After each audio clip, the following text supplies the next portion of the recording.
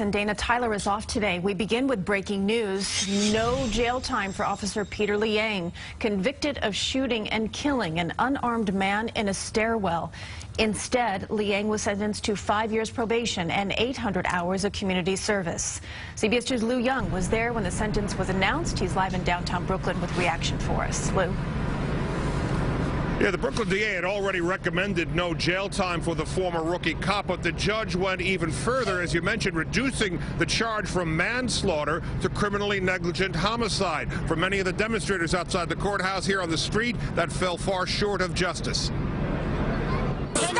Let us breathe! High emotions outside the courthouse moments after a fired New York City cop had his manslaughter conviction reduced to a lesser charge with no jail time. The family and supporters of Akai Gurley, the innocent man gunned down by a police bullet in a dark stairwell last year, say they feel betrayed. His aunt stood with his girlfriend, Melissa Butler, who saw Gurley die. This young lady here was with him when he took his last breath. When he took his last breath, how on earth can you guys say it's okay to murder and not be held accountable? Justice was not served.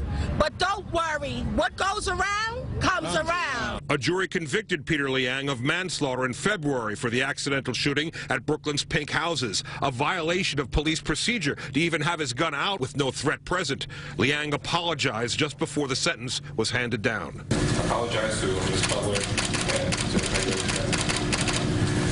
I wish I could undo what happened. This was not an intentional act.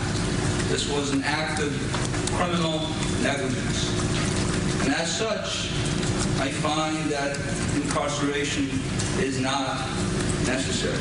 The conviction was reduced to criminally negligent homicide. Liang got 5 years probation and 800 hours of community service, roughly 5 months' worth. His supporters insist he never should have been charged, but were generally pleased. Do you feel the irony here? There are two demonstrations here, both of them from the opposite side, but both of them were demanding justice. Both of them, they are opposite side of each other, but it is. Did you get justice today? Yes.